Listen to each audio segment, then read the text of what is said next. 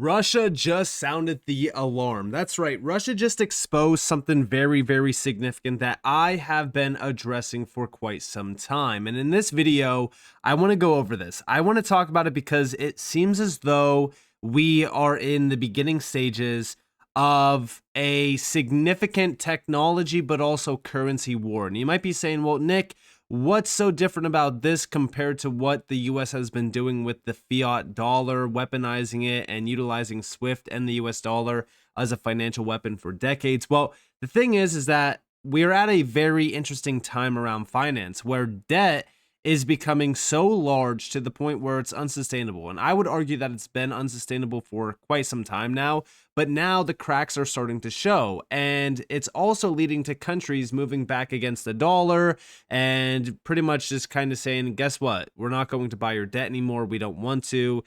We don't think that we need to anymore. We think that the US dollar is on its, deathbed essentially. And now we are starting to see, a completely whole new world opening up where we are kind of looking at every option on the table, and it seems as though stablecoins are becoming a very big deal. In fact, they're becoming such a big deal to the point where I do believe that the US is going to weaponize not just stablecoins, but stablecoin issuers. And let's dive into this article going back to July 9th from Citi, actually, because I do think that this kind of gives us a good glimpse into what these big players like Citi are looking at when it comes to stablecoins. Now, this is a video. I'm not going to play the video. I'm just going to go over the key takeaways here of just how large stablecoins are becoming. So right off the rip, we have institutional adoption of stablecoins is still in its very early stages, estimated at 0.5 on a scale of 0 to 10. Interest spans various sectors, banks exploring bringing traditional money M1 and M2 on chain. I mean, stablecoins already make up 1+% of the M1 supply. You guys heard me say it multiple times. Asset managers investigating tokenization of RWA, securities bonds, money market funds. Stablecoins are crucial for liquidity in this area, and merchants where adoption is slower due to the cost and resources needed for infrastructure upgrades. Solutions like linking Visa credentials to crypto wallets are bridging the gap. And then, of course, we have global interest and use cases. Stablecoins are particularly attractive in emerging economies, offering a dollar-denominated sort of value and facilitating efficient, cost-effective global transactions for businesses and merchants. Domestic use cases within the U.S. are less prominent. Now, the role of banks. Banks play a vital role in providing trust, scale, and ease of access for users, and integrating stablecoins into existing banking experiences could drive mass adoption. The attractiveness of stablecoins varies depending on the region and the specific needs of the local economy. Not all countries may require stablecoin integration. And then, of course, we have the argument between stablecoins, CBDCs, and deposit tokens. I mean, listen, the main thing here is I've always said that stablecoins and CBDCs, they're essentially the same thing, just a different issuer. That's pretty much it. I mean, there's really no major difference here. But the fact that we are seeing this report from Citi tells us that stablecoins are on the rise. Stablecoins are at this point, I would say, just bigger than anyone thought they would be. And they're also at that point in time where they're too big to ignore. And I think Citi, being one of the most prominent banks out there, highlighting stablecoins and the growth of stablecoins and telling us, hey, they're still very early. We still have a lot of growth here left in stablecoins. I think that this tells us exactly where we're headed. Now, talking about stablecoins, we just hit $3.31 trillion in monthly transfer volume. This transfer volume has been growing rapidly over the last couple months. If we look at the monthly view here, we could see that back in August, we did hit 3.5 trillion. That was the largest month since going all the way back here to the January month, right? January hit 3.52 trillion. We hit 3.51 trillion. It was almost 3.52 trillion. But regardless of that, our biggest month so far has been December 2024 at about $4 trillion. And I would argue that we are going to really kind of rally against that, especially as we do get closer to quarter four. I think that the market wakes up and we close that gap. But beyond that, market cap here, holders are at 191 million, very significant number there. And then 277.6 billion, which is a little bit behind the coin market cap view of this, which is almost $300 billion. So again, stablecoins are very significant. They are very large and they only continue to grow. I mean, even recently on Ethereum, the stablecoin supply on Ethereum reached $165 billion, marking an all-time high. This is rallying all the way back to, 2021, 2022, which again shows you how large stablecoins are becoming and how fast they are growing. And we also have over here, this is from Marketing at Circle.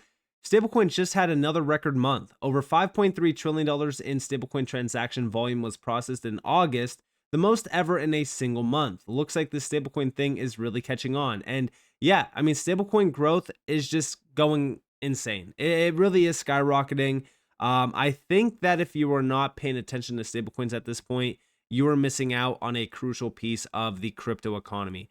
I know that stablecoins are not very exciting to talk about. They're not exciting to watch. They're not exciting to look into, but stablecoins mean everything for this space, in my opinion. And on top of that, the underlying networks that they are issued out on, well, they could see significant growth just by stablecoin adoption and transaction volume surging around stablecoins. So I think that if you really look into this, you'll find a lot of useful information to make sure that you are on the right path in this space. So, again, focus on stablecoins. Now, beyond that, we also have over here from the ECB. So big shout out to Subjective Views. The ECB is now monitoring stablecoins because they are well aware that the payments landscape is about to be shaken up. Check this out. I was also going to say a bit about crypto and stablecoins. So these entities are also, and you see it on this slide, of course, growing at amazing speed. And this maybe complements a bit Madame Lagarde's words from this morning. So on the left-hand side, you see the rise in the total market capitalization of crypto assets. At the very bottom, the blue line is the stablecoins. So it's relatively small, of course, at this point in time, but you do see that it's growing, and we do know that there's a political push in some areas of the world to promote stablecoins more, and also, of course, crypto assets more in general. So it is something I think that we should be aware of, that we should monitor very closely, and to understand what it means. Again, same type of risks that are in the economy will also affect stablecoins. So it's important to look here. And it has implications not only on financial stability, it also has implications on the whole payment sphere. And I think Thorsten alluded to it this morning. There is the potential for a lot of competition between stablecoins, the credit cards, traditional bank-based financing, or when we have it, the digital euro, for instance. So I think this whole payment landscape is going to be shaken up and then look potentially very different. And then finally, we have the issue of monetary sovereignty. That is also, I think, something that central banks should look very closely. So yeah, I mean, listen, when we are thinking about this logically, we are constantly hearing about stablecoins from some of the most prominent names. I mean, this is the European Central Bank telling us that the payments landscape is about to get shaken up. And yeah, it makes a lot of sense. Stablecoins, we just went over it, right? They are becoming a massive piece of not just crypto, but traditional finance. When you have the largest banks out there like Citi, JP Morgan, Bank of America talking about stablecoins on top of central banks as well, it's very clear that stablecoins mean business. Now, on top of that, the ECB talking about stablecoins is quite interesting because stablecoin supply by deployment, USD is the most widely tokenized currency, which means the euro is not even close. Not a single euro stablecoin makes it into the top 20 stablecoins by supply. This is where we could start to see that big view, right? That big view of the digital economy. This is all USD domination, essentially. So the dollar dominates the digital economy as well. Now, Russia just sounded the alarm. This is new.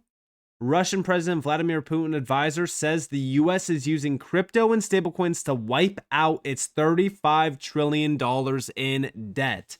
Check this out.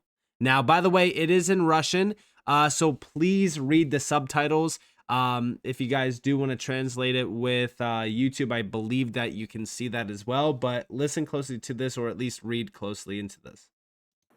Америка прямо сейчас пытается поменять правила на рынке золота и криптовалют. Вспомните, какой у них долг. 35 триллионов долларов. В общем-то, это два альтернативных валютному сегменту мировых рынка. Действия Вашингтона в этом направлении отчетливо демонстрируют одну из главных американских задач. Они очень хотят решить проблему снижения доверия к доллару. США, как это было и в 30-е, и в 70-е годы, будут решать свои финансовые проблемы за счет всего мира, загоняя всех куда? В криптовалютное облако. Со временем, когда часть госдолга США будет размещена в стейблкоинах, США обесценит этот долг. Еще раз простыми словами, у них сейчас валютный 35-триллионный долг, они его загоняют в крипту, в облако, обесценивают и начинают с нуля. Это для тех, кто очень любит заниматься криптой. Now, this is something that I've talked about, right? I've addressed it multiple times on the channel. I said that they will weaponize stablecoins. I put out a post over here. I said that the US government is 100% utilizing USD-backed stablecoins as financial weapons. This is no different than what they have been doing with the fiat dollar for decades now. They understand that by having the most liquid digital currency in the digital system, it gives them all the power. When we combine this with the information with the fact that buyers of the US treasuries have primarily been stablecoin issuers, it all becomes very clear. They will support and weaponize USD stablecoins by working with the issuers of them to ensure they become top buyers of US treasuries in order for us to cut all reliance on other countries buying US debt products. This will also lead to what Russia mentioned recently, a revaluing of the US debt in order to completely wipe it out and reset the financial system. Welcome to the new age of finance and ultimately the new financial system. And yeah, that's exactly where we are headed. We've talked about this with RLUSD, which has $700 and almost $30 million tied to it. Over on RWA.xyz, they have 731 million, up about almost 14% in the last 30 days. Transfer volume, things like that continue to improve. This is a US-based company that launched RLUSD, Ripple, right? So it makes a lot of sense for this to be at like the top of the list for a player to be tapped into to really kind of become that big piece of the US system to be weaponized essentially. And this is something that I've talked about as well, right? I've said that, you know, RLUSD could essentially become a US weapon, just like even, you know, Ripple's products. I mean, they could easily tap into Ripple and say, hey, we want to utilize this for X, Y, and Z. And all of a sudden, we kind of have a new SWIFT. We kind of have a new SWIFT system that the US controls. And RLUSD is essentially the, you know, liquidity or the blood of that system. And then, yes, you still have an underlying blockchain-based system tied to it, aka the XRP ledger and XRP. I mean, what better system could you find than of that, right? I mean, that is a completely full operational future-proof system that would allow them to dominate this digital economy. Now, at the same exact time, we got clear confirmation from Scott Bessent that this is their goal. Back in the middle of August, we have Scott Bessent had one job: to sell the US debt to the world. He's going to do it with stablecoins. His words, not mine. Here's exactly what he's got planned. This is from Wolf_Financial. A few months ago, Bessent said something that many people overlooked. We are going to keep the US the dominant reserve currency in the world, and we will use stablecoins to do that. Check this out. And I'm here to assure you that we are going to work with the controller of the currency, the IRS, and we're going to rescind and amend all applicable previous guidance. And we are going to put a lot of thought into the stablecoin regime. And as President Trump has directed, we are going to keep the US the dominant reserve currency in the world, and we will use stablecoins to do that. And we will use stablecoins to do that. Clear confirmation that they are weaponizing stablecoins. All right, cool, but what does this actually mean? Why stablecoins and why now? Let's start off with the why now. So why now? Well, the US has no other options. Foreign nations are selling treasuries. The national debt is at a jaw-dropping $37 trillion. BRICS plus nations are trying to establish a new currency. The US had to do something, or it'll lose the reserve currency status. It's clear foreign governments want to be freed from their dollar shackles, but just because governments don't want the dollar doesn't mean that their citizens don't. In fact, most people around the world want dollars really badly. But why? Because even though dollars aren't a great asset to hold, other fiat currencies are worse. Argentina, for an example, has an entire underground market where people exchange dollars just to keep them away from their failing Argentine peso. So where do stablecoins come into play? The overwhelming majority of stablecoins worldwide are already backed by dollars. Beyond that, bills like the Stable Act and the laws like the Genius Act require stablecoin issuers to maintain a one-to-one reserve in the either U.S. Treasuries or cash deposits. This means that when citizens of other countries buy digital dollars, the dollar supremacy strengthens. And as stablecoins become more widespread and accessible, more people will opt in. Whether or not DCENT's plan will be successful is anyone's guess. However, this is why you're seeing so much stablecoin legislation. But this is only a medium-term solution. At the end of the day, the U.S. is in $37 trillion worth of debt. DCENT's stablecoin plan would only delay the inevitable, so buy assets or get left behind. Now, again, if we're thinking about this, having these major buyers of U.S. debt through stablecoin issuers, well, that essentially means that we are witnessing the new system. We are witnessing a potential opportunity for the U.S. to devalue its debt and start over, wipe it out completely. Russia, Vladimir Putin's advisor is not wrong here. This is essentially what we've been talking about for the last couple months. And if we really think about it, we've been talking about this for the last couple of years because we've always said that the debt will get wiped out some way, somehow. Now we have the perfect how. We have stablecoins and stablecoin issuers that are constantly growing and expanding rapidly. Crypto is becoming much larger than anything out there. It's been growing faster than the internet. So again, the US has a perfect weapon in front of it.